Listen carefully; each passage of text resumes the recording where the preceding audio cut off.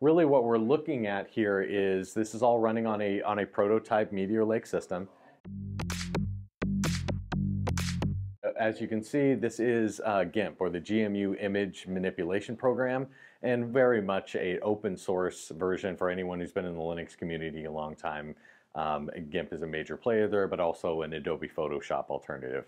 But as you can see here, we're going to go ahead and generate an image using Stable Diffusion. And how we've done this is we've taken the open source capabilities of GIMP, and then we can really actually use OpenVINO, as we're seeing right here, to generate our own plugins to make these type of algorithms available. And so really quickly what we're going to do to generate the image is we want a beautiful artwork illustration of a astronaut. And in basically we're looking at a futuristic look, has a kind of armor look to it, and then we can actually define things like style and how realistic it wants to be.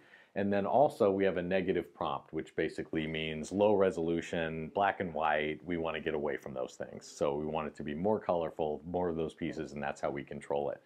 But the real thing to bring to really focus on as far as this demonstration is that we're spreading this workload across the entire system. So we're working through the CPU, the GPU, and our VPU over here to really spread that across the system to get the fastest results to be able to make this Stable Diffusion image happen. So let's go ahead and kick it off here.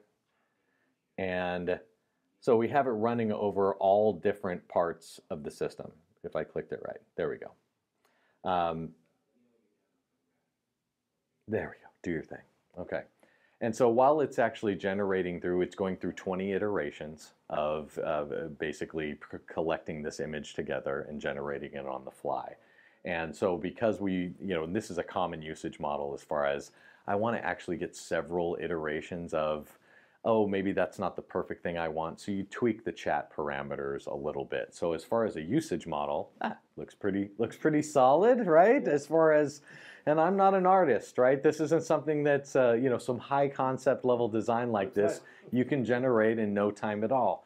But we can run an additional workload here. So if I go ahead and add a new layer, here I have our OpenVINO AI plugins. And we're going to go ahead and actually, so imagine the usage model where we've done this several times. We picked out several images that we think that are, oh, these are perfect for my presentation, for my marketing materials, whatever I want to put together for this. And now that I have them, I want to go ahead and up-res these images so I can use them in their final form. And so again, we have another plugin, but it's different this time. This one is we're actually running only on the VPU. So we're doing everything that we want to go direct to the VPU on that low power chip, so that, well, if depending on something that if these could be hundreds of photos that I could process all at once, then I can free up my CPU and my GPU resources and also not take as much power from my mobile platform. So we're going to go ahead and run the inference here. This is just running on the individual VPU chip, and then here we go. We've actually double sampled that up all the way to a higher resolution. So, really simple type of effects that you're able to bring here, but something that would take artists weeks to go ahead and put together, depending on how they get to their final form. And this is something where a non-artist like myself can generate images immediately on the fly. But really the magic that we're seeing here, this was all done locally. As a matter of fact, we don't even have an internet connection on this PC for right now. And so the entire model is actually running, and it's running on battery power, so no kind of funny things going on here. It's a legit demo. But this is something where you're able to have all this securely done.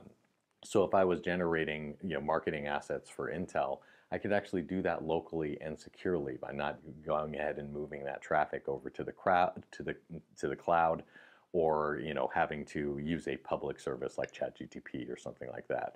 So we're imagining a world where you would probably have a lot of localized servers per enterprise, and then really leveraging the client to be able to send that out to all of your client users and have a VPU as powerful as ours here in the Meteor Lake platform. And really kind of redesign the future of how we do AI so that we can you can use private IP as a result.